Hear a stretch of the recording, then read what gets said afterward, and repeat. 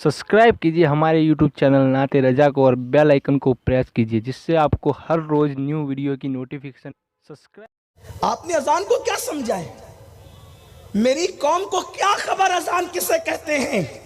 जो अजान पढ़ता है जितनी देर तक उतनी देर तक उसके सर पे अल्लाह का हाथ होता है, उसके सर पर खुदा का दस्ते कुदरत होता है। और जो अजान सुन के अजान के कलिमात को दोहराता है उसके सर पर भी उतनी देर तक दस्ते कुदरत होता है। और जब वो अजान में अल्लाह अकबर अजान पूरी करके अजान मुकम्मल करता है तो दस्ते कुदरत रखने वाली कुदरत कहती है मुझे मेरी इज्जत की कसम जो मांगना है मांग ले, मैं तुझे जरूर अता करूंगा। लेकिन हमें अजान की अहमियत क्या? मेरी कौम के पास तो गेम की अहमियत है, मेरी कौम के पास तो क्रिकेट की अहमियत है, मेरी कौम के पास तो गाने की अहमियत है, मेरी कौम के पास तो अय्याशी की अहमियत है। अजान को सुनकर दुनिया की बातें करने वालों, यहां तक कि मेरे नबी ने फरमाया अजान हो रही हो तो तिलावत भी रोक दो। अजान हो रही हो तिलावत भी रोक। कम से कम एक मस्जिद की अजान का जवाब देना ताकीदी सुन्नत करार दिया है। और इमाम अहले सुन्नत ने तो फतावा रज़विया में रिवायत नकल की है कि जो अजान को सुन के दुनिया की बात करे, डर है मरेगा तो काफिर होके मरेगा, उसका ईमान छीन लिया जाएगा। अजान को क्या समझाए? अजान की अहमियत क्या है मेरी कौम के नजदीक?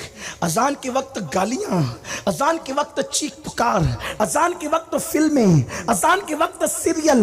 लेकिन अल्लाह अल्लाह सुने सुने अजान की शान क्या है, अजान का मकाम क्या है। जब तक अजान देने वाला अजान देता है और जो अजान का जवाब देता है उसके सर पर खुदा का दस्ते कुदरत होता है। सोचो सोचो अल्लाह अल्लाह, अगर किसी पीर साहब ने सर पे हाथ रख दिया हम कितना खुश होते हैं। मेरे पीर का हाथ मेरे सर पर है, मेरे पीर का हाथ, मेरी अम्मी का हाथ मेरे सर पर है, मेरे बाबा का हाथ मेरे सर पे है। आपको से पूछता हूं जिसके सर पे कुदरत का हाथ हो, जब तक मुसलमान अजान की ताजीम करता रहा, जब तक मुसलमान अजान का जवाब देकर दस्ते कुदरत सर पे रखवाता रहा, ये तो कुदरत ही जाने कि वो कैसे रखता है, उसकी शान रखने की क्या है ये तो अल्लाह ही जानता है। लेकिन बहरहाल हदीस में है कि वो दस्ते कुदरत तुम्हारे सर पे रखता है। यानी जब तक तुम अजान का एहतराम करते थे, अजान की ताजीम करते थे, अजान के वक्त उठा उबाल हथौड़ा भी जमीन पे रख देते थे, मारते नहीं थे क्योंकि तुम्हें अजान का जवाब देना है। पानी जमीन पे रख देते थे, हालांकि रखने का हुक्म नहीं है लेकिन रख देते थे एहतराम अजान में। चाय रख देते थे एहतराम अजान में, लुकमा रोक देते थे एहतराम अजान में और जवाब देते थे। और कुदरत का दस्ते कुदरत तुम्हारे सर पे होता था तो बैतुल मुकद्दस में मुसलमानों की लाशें खाक और खून में उस वक्त नहीं तड़पती थी। इराक की सरजमीन की औरतें भीख नहीं मांगती थी, तुम्हारी बेटियां लौजों में फरोख्त नहीं होती थी, तुम्हारे बच्चे अल्लाह अकबर जिल्लत की चक्की में नहीं पिसते थे, तुम गुर्बत की चक्की में नहीं पिसते थे क्योंकि तुम्हारे सर पे दस्ते कुदरत था। लेकिन जब से तुमने अजान को माज़अल्लाह जवाब देना, उसकी ताज़ीम करना छोड़ दिया, उठते हुए लाशें हैं, जलते हुए मकानात हैं, बेवा होने वाली बेटियां हैं, 30-30, 35-35 साल की बेटियां घरों के अंदर पड़ी हुई है। तुम करवटें बदलते हो, बेकरारी तुम्हारा मुकद्दर, बेचैनी तुम्हारा मुकद्दर, गदागरी तुम्हारा मुकद्दर, तंग दस्ती तुम्हारा मुकद्दर। नादानो, जिसके सर पे कुदरत का हाथ हो वो कौमों की गदागरी नहीं करता बल्कि वो तो बादशाही किया करता, वो तो शहंशाही किया करता है, वो तो जहांबानी किया करता है। आप क्या समझते हो गोलियां चलाने से हुकूमतें मिलती है? आप क्या समझते हो चापलूसियां करने से हुकूमतें मिलती? अरे अब तो तुम नौकरी भीख के तौर पे मांग रहे हो। पहले मुसलमान नौकरी को ऐप समझता था और आज मुसलमान नौकरी मांग रहा है। ریزوریشن مانگ رہا ہے. کتنا سچ کتنا غلط یہ اہل سیاست جانے، میں کچھ نہیں، اہل سیاست جانے کچھ نہیں کہتا. لیکن ہم نوکر بننے آئے تھے، ہم نوکر بننے آئے تھے، ہم بادشاہ بننے آئے تھے، ہم تاجدار بننے.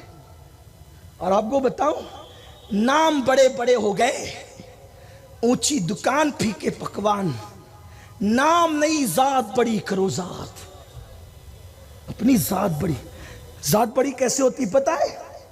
خوبصورت ٹوپیوں سے نہیں، خوبصورت القابات سے نہیں، چہرے کو 4 مرتبہ صابن سے دھلنے سے نہیں، میک اپ سے نہیں، اچھے کپڑوں سے نہیں. ذات بڑی کیسے ہوتی؟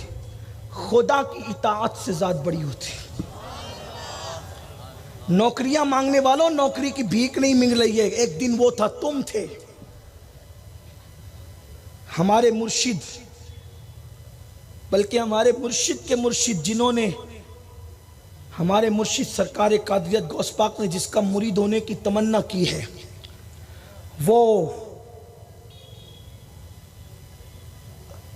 اللہ کا شیر ہندوستان میں، جس کو غوث پاک نے ہندوستان میں اللہ کا شیر کہا ہے، لاہور کا تاجدار، قطب الاقطاب، فرد الافراد، سید داتا علی ہجوری جلابی رحمت اللہ علیہ. انہوں نے اپنی کتاب کشف القلوب میں لکھا، کشف المحجوب میں لکھا. کشف المحجوب میں کیا مزے کی بات لکھی. جس دن مسلمان خدا کا اور اس کے رسول کا وفادار ہو جائے، اس کو کبھی کسی کے آگے بھیک نہیں مانگنا پڑے. معاشی حالات چٹکیوں میں سدھریں گے. روتے ہو تو معاش کے لیے روتے ہو، یار کے لیے رونا شروع کرو، معاش کے لیے رونا بند کرو. جس دن یار ملے گا اس دن معاش تمہارے قدموں کا بوسہ لے گا. میں بات بہت بڑی کرنے لگا ہوں. میں نے کہا نا کہ اسلام چھوٹی بات کرتا ہی نہیں، لیکن مجھے یہ بھی پتہ ہی اتنا ہم نہیں کر سکتے، لیکن بیان اس لیے کرتے کہ کچھ تو کر لیں، کچھ کر لیں، کچھ کر لیں. اتنا نہیں کر سکتے. داتا صاحب لکھتے ہیں، جس کو اپنے الفاظ کے جامع میں عرض کر رہا ہوں، دھیان سے سننا. حضرت سیدنا ابو حبیب ابن سلیم راعی، راعی کسے کہتے پتہ ہے؟ آپ کو کہوں تو آپ غصے میں آ جائیں گے. اگر آپ کو راعی کہوں تو آپ غصے میں آ جائیں گے. لیکن راعی کس کو کہا گیا؟ ابو حبیب، جو تبع تابعین کے دور کے ہیں، بلکہ بعض لوگوں نے ان کو تابعین میں بھی شمار کیا ہے.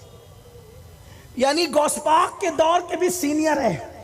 داتا صاحب خود سینئر ہے غوث پاک کے دور کے، تو جن کا ذکر داتا صاحب نے کیا. لیکن کیا لقب کیا ہے؟ راعی. مجمع میں کسی بچے کو بھی کہہ دوں تو غصے میں آئے. راعی مطلب کیا؟ چرواہا. راعی مطلب کیا؟ چرواہا. آپ کے لقب تو جناب بہت بڑے بڑے ہیں، آپ کے لقب بہت بڑے بڑے ہیں. آپ راعی نہیں ہے، آپ راعی نہیں ہے. بڑے لقب ہے آپ کے، لیکن آتا چاہتا بھی کچھ نہیں ہے.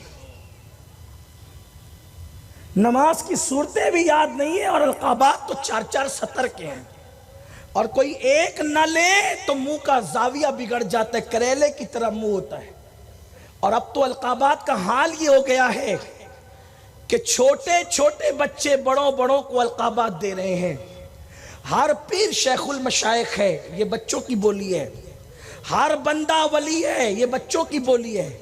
ولی کو ولی تو ولی کہتا ہے. آپ کے ہاتھ میں کب سے ولایت کا کاروبار آ گیا تقسیم کرنے کا؟ اور کوئی بندہ مائک پہ بیٹھ کے بولے میں گنہگار ہوں تو لوگ کہتے ہیں نہیں، یہ تو ان کی عاجزی ہے. حقیقت کو آپ نے عاجزی کا نام دے دیا. برا لگے تو معاف کرنا، لیکن تھوڑی سی کڑوی ہی صحیح، معاف کر دیجیے گا. میں سمجھتا ہوں کہ شاید اس لیے بھی میں محفلوں کی زینت کبھی کبھی بن جاتا ہوں کہ کچھ کڑوے جملے میری زبان سے نکل جائیں. میں بہت سوچتا ہوں کہ نہ کہوں، لیکن خون مجبور کرتا ہے کہ حق نہ بولوں تو پھر کون حق بولے گا. اس لیے کہ جب سب چپ رہتے ہیں تو علی کا بیٹا کربلا میں آتا ہے. قیامت کے دن منہ کیا دکھائیں گے اگر سب چپ رہیں گے؟ تو کسی کو ولی بولنے سے پہلے سوچا کرو کہ آپ بھی ولی ہیں، تب اس کو ولی بولو۔ آپ نے سب کو ولی بنا دیا۔ جو جمعہ کے سوا کبھی مسجد میں نظر بھی نہیں آتا وہ بھی پہنچا ہوا ہے آپ کے یہاں۔ سب بگاڑ ستیہ ناش کر کے رکھا ہے تم نے۔ دین کی روح نکال دی ہے، اخلاص کی روح نکال دی۔ نمائش کے سوا ہے کیا اپنے پاس؟ حضرت ابو حبیب رائی، اور رائی نہ کہوں تو لوگ پہچانیں گے بھی نہیں ان کو، یہ ان کی شان ہے۔ رائی چرواہ، کاروبار تھا، بکریاں چراتے تھے، بھیڑیں چراتے تھے۔ ایک مرید گزرا تو یہ بھیڑیں اور بکریاں ان کی چر رہی تھی، اور ان بکریوں پر بھیڑیا پہرا دے رہا تھا۔ ان بکریوں پر بھیڑیا پہرا دے رہا تھا۔ مرید نے دیکھا تو آگے بٹی رہ گئی۔ انہیں سوچا کہ یہ بکریاں کس کی ہے جس کو بھیڑیا پہرا دیتا ہے؟ تم کہاں دشمنی کی بات کرتے ہو؟ تمہارا کوئی دشمن نہیں ہے اگر تم خدا کے دوست بن جاؤ۔ کوئی دشمن، یہ جو آنکھیں نکال رہے نا تمہاری جوتیاں سیدھی کریں گے، خدا کی عزت کی قسم۔ خدا سے صلح تو کرو۔ راتوں کو گیم دیکھنے سے اللہ سے صلح نہیں ہوگی، سمندر کے کنارے جا کے عیاشیاں کرنے سے اللہ سے صلح نہیں ہوگی، زنا کے مناظر دیکھ کر خدا سے صلح نہیں ہوگی، زبان کو گندی کرنے سے خدا سے صلح نہیں ہوگی۔ اللہ سے صلح ہوگی تو اپنی آنکھوں پر حیا کا پہرا بٹھا کر صلح ہوگی۔ خدا سے صلح ہوگی تو زبان پہ سچائی کو لا کے صلح ہوگی۔ بلکہ ایک جملہ کہہ دوں، یاد رکھ سکتے ہو تو رکھ لو، ظاہر کو مسلمان بنانے سے خدا سے صلح نہیں ہو سکتی جب تک کہ اپنے دل کو مسلمان نہ بنا لو۔